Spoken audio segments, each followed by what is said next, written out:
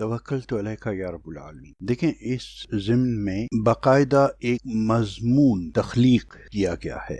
मुतालाए पाकिस्तान ये हर किस्म की क़यूद से आज़ाद है। आप मुखालिफिन की तारीख भी देखिए, पाकिस्तान के बारे में जहाँ जहाँ जिसने भी कोई तस्करा किया था या कर रहा है, कोई बयान दिया था या दे रहा है, वो दाखिली हो या खारजी हो, वो पाकिस्तान बनने से पहले का हो या पाकिस्तान बनने के बाद का हो। लेकिन फिर यहाँ पर वही बात आ जाती है कि शर्त यह है कि आप थोड़ा सा वक्त सर्व करें। अब मैं यहाँ पर बहुत ज्यादा सख्त नहीं होना चाहता, लेकिन उसके बावजूद मैं समझता हूँ कि ये इंतहाई बेइंसाफी होगी अगर मैं ये बात ना कहूँ कि मेरी जज्बाती हालत बहुत बिगड़ जाए। इट इज ट्रू, जिसे कहते हैं सब्र का पैमाना लबरेज हो जाना, ऐसी हालत होती है। बाज़ औक़ात तो जुनून की हद तक कि वो जो पश्तो में कहलाता है ताड़ी, यानी दो उंगलियां दिस वे और दैट वे, कि कोई तीसरा रास्ता ही नजर नहीं आता, ऐसी हालत हो जाती है। मैं थोड़े से सख्त लफ्ज इस्तेमाल करूं तो मैं नहीं समझता कि उनके साथ ज्यादती होगी अगर मैं ये कहूं कि भाई तुम्हें टके का इल्म नहीं है कि क्या लफ्ज इस्तेमाल कर रहे हो।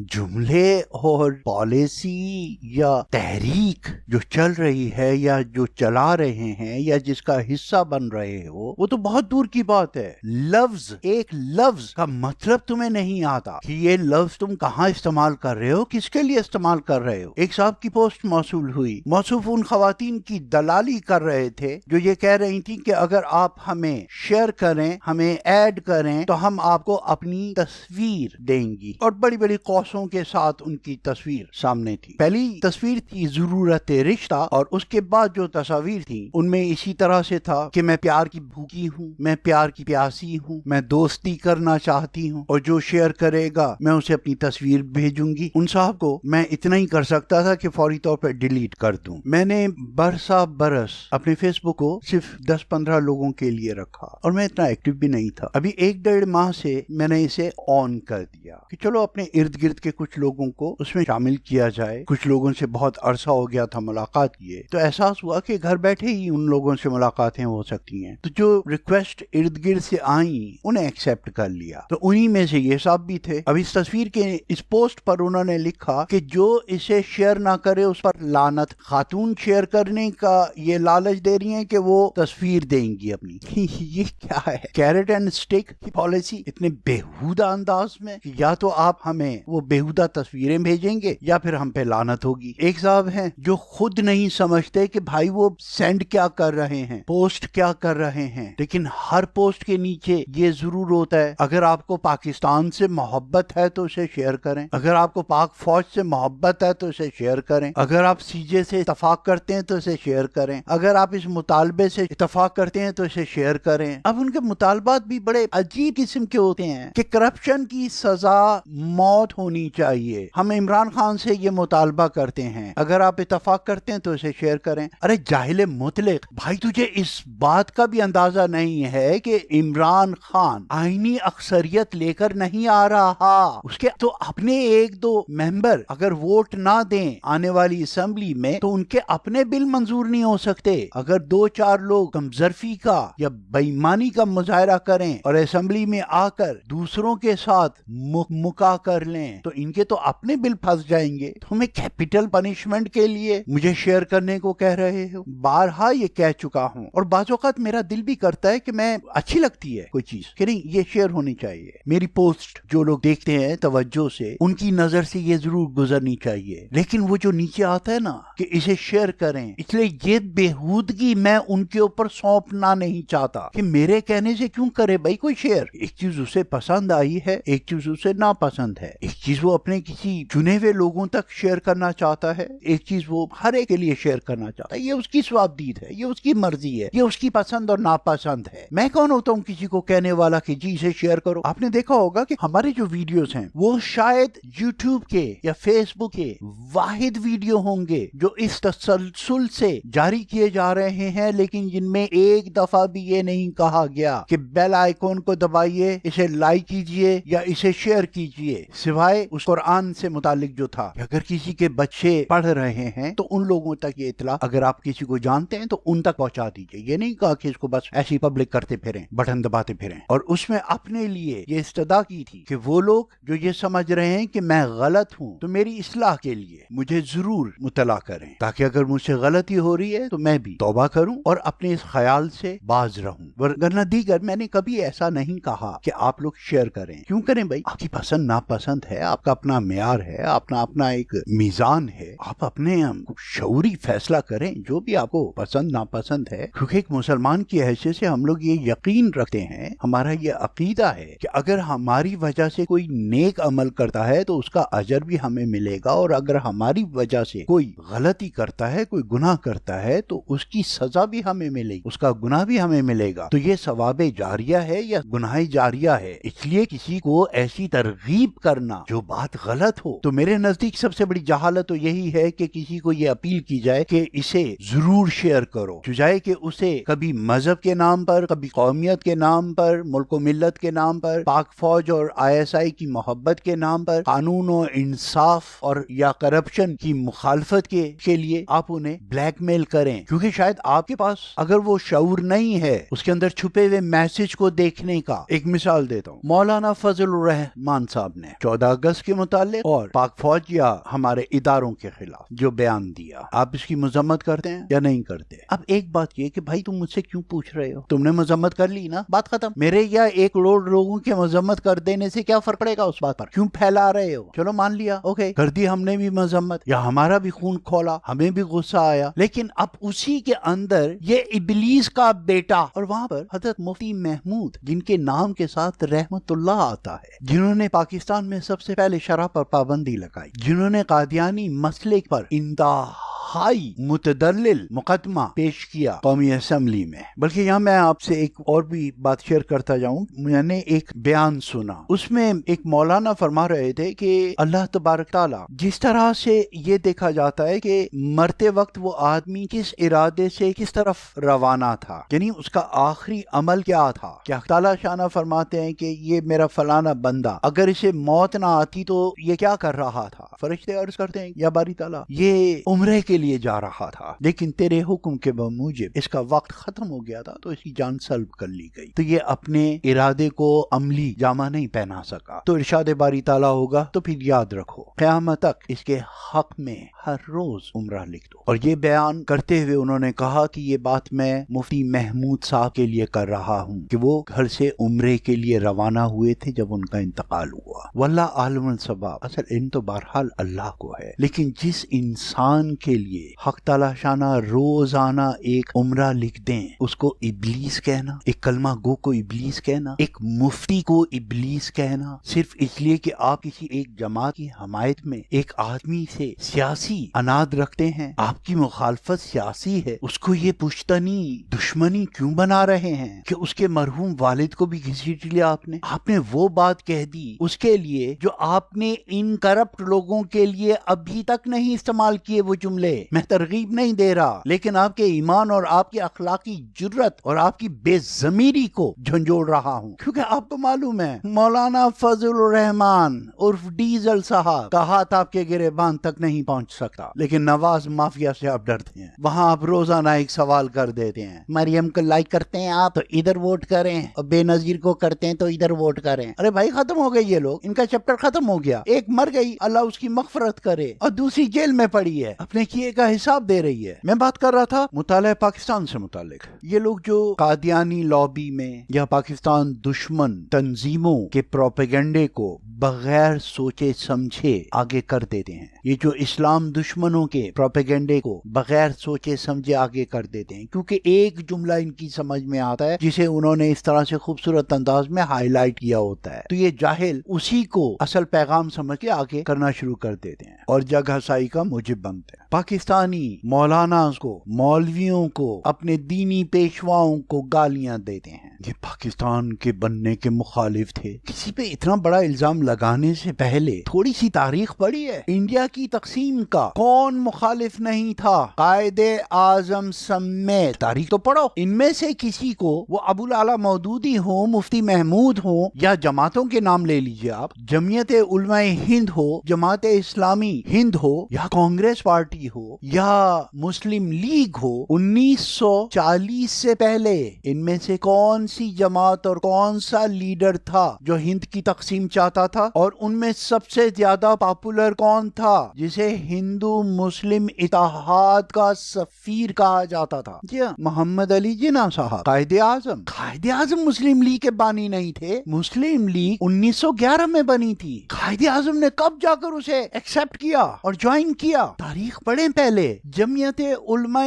ہند وہ جماعت تھی جس نے ہندوؤں کو اور کانگریسیوں کو بھی اس بات پر قائل کر لیا تھا کہ 45% پارلیمنٹ میں ہندوؤں کی ریپرزنٹیشن ہوگی، نمائندگی ہوگی، 45% نمائندگی ہندوؤں کی ہوگی اور 45% نمائندگی مسلمانوں کی ہوگی۔ اتنی بڑی کامیابی آپ تصور کر سکتے ہیں؟ آپ دیں گے سندھ میں مہاجروں کو اور سندھیوں کو، یا صوبہ سرحد میں بلوچیوں کو اور پٹھانوں کو؟ آپ نے تو پاکستان کے صوبوں کو بھی عصبیت میں بانٹ کے رکھ دیا ہے، اور مزید اس کے حصے بکرے کر رہے ہیں کہ لسانیت کے نام پر، عصبیت کے نام پر، قومیت کے نام پر مزید ٹکڑے کیے جائیں، مزید صوبے بنائے جائیں۔ اور جمعیت علماء ہند نے 10% دیگر مذاہب اور 45% ہندو اور مسلم ریپرزنٹیشن برابری کے مقام پر لے آئے۔ کس بیس پر؟ کہ بھئی ہم نے حکومت چھوڑی تھی، اور اس کے پیچھے اور بھی بہت ساری چیزیں ہیں، میں اس بحث میں نہیں جانا چاہ رہا، بات بہت لمبی ہو جائے گی۔ جماعت اسلامی، اگر آپ 9 کروڑ کے لیے پاکستان بنا لیں گے تو 23 کروڑ کو جو بکھرے ہوئے ہیں یہاں پر، ان کو کس کے رحم و کرم پہ چھوڑ کے جائیں گے؟ اور ایسا کر دینا اگر طے ہی ہو چکا ہے تو پہلے جو یہاں پر چھوڑ کے جنہیں جائیں گے ان کے لیے باقاعدہ بہت مربوط قسم کی جماعت ایسی ہونی چاہیے جو ان کے حقوق کی حفاظت کر سکے۔ یہ کچھ پریکٹیکلٹیز تھیں، کچھ پرابلمز تھیں اس دور کی۔ اللہ ہمیں ایسے فیصلوں سے محفوظ رکھے کہ کبھی آپ کو یہ فیصلہ کرنا پڑے کہ آپ کے خاندان میں 10 لوگ ہیں، ان میں سے 4 کو آپ لے جائیے محفوظ جگہ پر، باقی ہمارے سپورٹ کر جائیے۔ تو وہ جو 4 علیحدہ ہو رہے، نہ صرف یہ کہ ان کو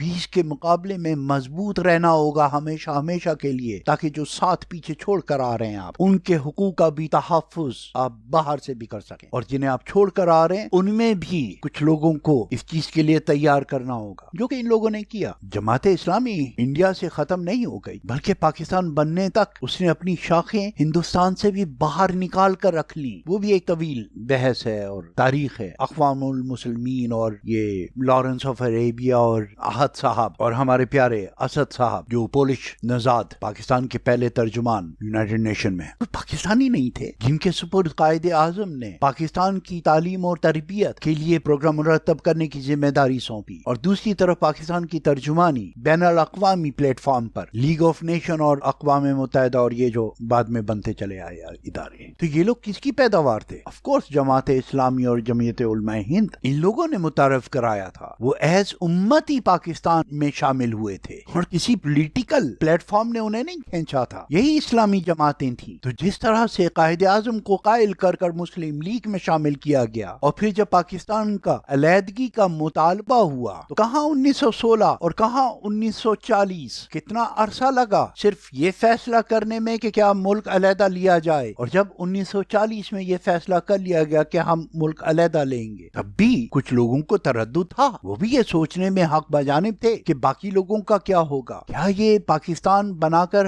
ہم کامیاب رہیں گے، یا جس طرح سے یہ کوششیں کی جا رہی ہیں ہمارے ساتھ کتنی بےایمانیاں کر لی جائیں گی۔ آج اگر گاندھی کو گولی نہ لگتی تو کیا پاکستان قائم رہتا؟ کتنے لوگ جانتے ہیں اس بات کو کہ لاہور سے قافلے واپس جانے شروع ہو گئے تھے کہ ادھر گاندھی ہمارے لیے بھوک ہڑتال کر رہا ہے کہ میرے مسلمان بھائیوں کو ان کا حصہ دیا جائے، تو ہم یہ کس ورغلاوے میں آ گئے بھائی؟ آدھا خاندان ادھر کٹوا دیا، آدھا ادھر کٹ رہا ہے، آدھا ادھر انہوں نے لوٹ لیا، اور جو لے کر آئے ہیں وہ یہاں پر لوٹا جا رہا ہے۔ لیکن پاکستان کا بننا ایک مقدر تھا، پاکستان کا قائم رہنا ایک مقدر تھا۔ وما مکر ومکر اللہ واللہ خیر الماکرین۔ گاندھی کی چال اس زمانے کے معصوم مسلمان نہیں سمجھ رہے تھے، اور نہ ہی گاندھی کا وہ قاتل سمجھا، گاودرے یا کیا نام تھا، وہ ایک دکھی دل تھا، اس کے خاندان کو مسلمانوں نے مار دیا تھا۔ وہ اس نفرت میں سامنے آیا کہ جنہوں نے میرا خاندان کاٹ دیا تو ان کی حمایت کر رہا ہے، لیکن اس کی سمجھ میں یہ بات نہیں آئی کہ گاندھی کو مرنے تک، کہ اس وقت تک میں ان نہیں چکوں گا جب تک میرے پاکستانی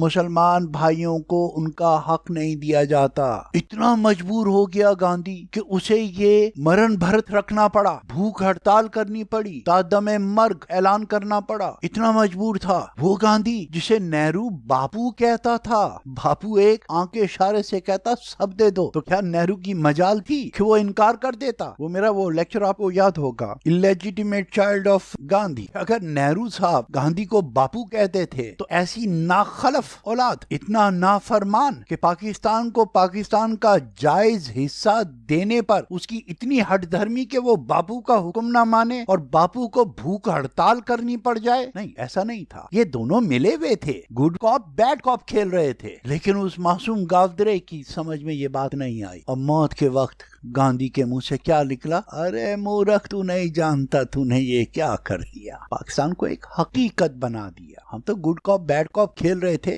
دیکھا نہیں تھا پاکستان سے قافلے واپس آنا شروع ہو گئے تھے، ایک ہاتھ سے دے کر دوسرے ہاتھ سے ہم فوراً چھین بھی رہے تھے پاکستان، تو نے کھیل ہی بگاڑ دیا۔ وما مکروا ومکر اللہ واللہ خیر الماکرین۔ تو ان حالات میں اگر ہند کے کچھ سیاستدان، کچھ مذہبی لیڈر ان چیزوں کو فورسائٹ رکھتے تھے، کچھ اس سے ڈرے ہوئے تھے، کچھ جوڑ توڑ میں لگے ہوئے تھے کہ اگر یہ بنانا ہی ہے تو پھر صحیح طریقے سے بنے، مضبوط سے مضبوط ہو، کیا کیا جائے؟ اب جمعیت علماء ہند کی تاریخ تو پڑھیں کہ ان لوگوں کو کیا حکم دیا گیا تھا۔ آل انڈیا جمعیت علماء ہند کی طرف سے یا جماعت اسلامی جو اپنا وہ سیکشن جو انڈیا میں چھوڑا، ان کو کیا ہدایت دے کر آئے تھے؟ ابو العلا مودودی صاحب یہ تقسیم کے مخالف تھے، یہ پاکستان کے مخالف تھے۔ یار تاریخ پڑھو پہلے، جب سارے ایک طرف لائی لگ ہو جائیں تو حالات ٹھیک نہیں ہوا کرتے۔ رسول اللہ صلی اللہ علیہ وآلہ وسلم کا فرمان ہے کہ میری امت کے علماء کے اختلاف میں خیر ہے، اور یہی ہوا۔ اس اختلاف کی وجہ سے وہ لوپ ہول بھرے گئے جس کی وجہ سے ہمارا پاکستان الحمدللہ قائم اور دائم رہا۔ جن کے پاس دو پیپر کو اٹیچ کرنے کے لیے، سٹیبل کرنے کے لیے پنیں نہیں تھی، ببول کے کانٹوں سے انہیں آپس میں نتھی کیا جاتا تھا۔ کھڑکی کی چوکٹوں پر بیٹھ کر قائد اعظم کی کیبنٹ مشورہ کیا کرتی تھی۔ خزانے کا یہ حال تھا کہ فاتو یہاں پر میری مددگار کے طور پر آئی ہے، یہ حکومت کا حصہ نہیں ہے، یہ کرسی کے لیے 13 روپے اپنی جیب سے دے۔ الحمدللہ پاکستان قائم رہنے کے لیے بنا تھا اور قائم ہے، اور انشاءاللہ ہمیشہ رہے گا۔ براہ کرم آپ اپنی قبروں کو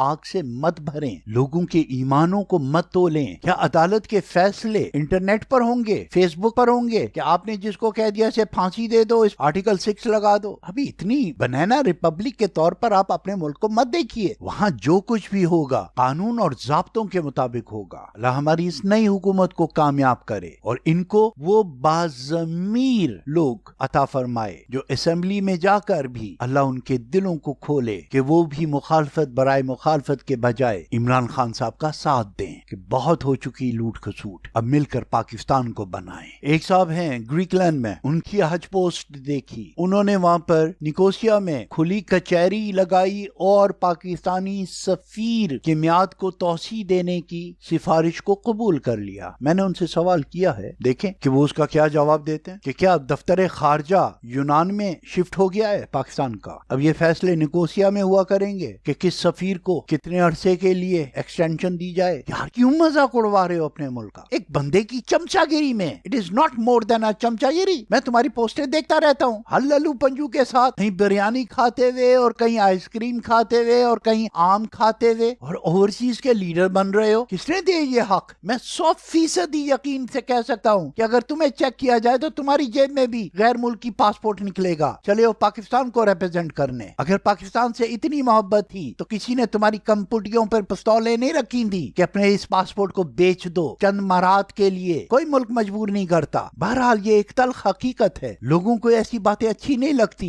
لیکن میں اس بادشاہ اور اس وزیر اعظم کی طرح سے اس بارش کے پانی میں نہانے کو تیار نہیں ہوں جس میں سارا ملک نہانے کے بعد پاگل ہو گیا تھا۔ تو کہا جی اب کیا کریں وزیر اعظم، ہمارا پورا ملک پاگل ہو گیا ہے۔ تو وزیر اعظم نے کہا حضور وہاں ایک کھرلی پڑی ہوئی ہے جس میں گائیں بھینسیں پانی پیتی تھی، اس میں بارش کا پانی جمع ہو گیا ہے، آئیے ہم دونوں بھی اس میں نہا لیں۔ I cannot do that۔ اگر میرے ارد گرد میجورٹی ان لوگوں کی ہے جنہوں نے اپنے پاسپورٹ کا سودا کیا ہے تو یہ ان کا اور ان کے ضمیر کا معاملہ ہے، لیکن میں ان لوگوں سے جنہوں نے اپنے پاسپورٹ کو تبدیل نہیں کیا، جنہوں نے اپنا پاسپورٹ نہیں بیچا، جنہوں نے چند مراد کے لیے یہ مجبوراً سودا نہیں کیا، پاکستان کے لیے اتنی بڑی قربانی کہ پاکستان کا پاسپورٹ تک قربان کر دیا۔ نہیں بھائی، ان میں اور ان لوگوں میں جنہوں نے اپنے پاسپورٹ تبدیل نہیں کیے، میں فرق رکھنا چاہتا ہوں اور یہی ڈیمانڈ کروں گا کہ ان میں فرق رکھا جائے۔ جنہوں نے اپنے پاسپورٹ تبدیل نہیں کیے، جنہوں نے اس میعاد کا انتظار نہیں کیا کہ کب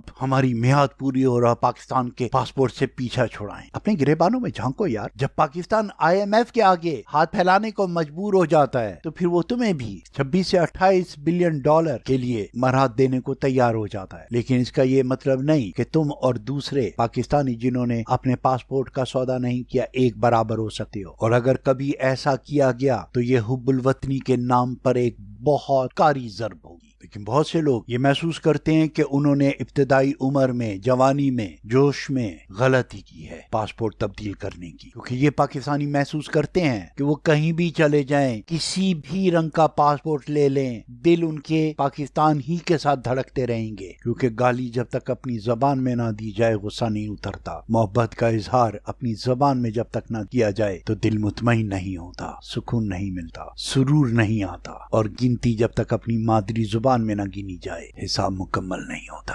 لیکن اس کے باوجود اپنے ہرے پاسپورٹ پر استقامت رکھنے والوں میں اور دوسروں میں کچھ نہ کچھ فرق ہونا ضرور چاہیے۔ تو آؤ اب دوسرے موضوع پہ بات کر لیتے ہیں۔ I don't feel right، اچھا نہیں لگتا، یہ بٹر ایک موضوع ہے۔ اللہ پاکستان اور پاکستان کے حامیوں کو اپنے حفظ و امان میں رکھے۔ فی امان اللہ۔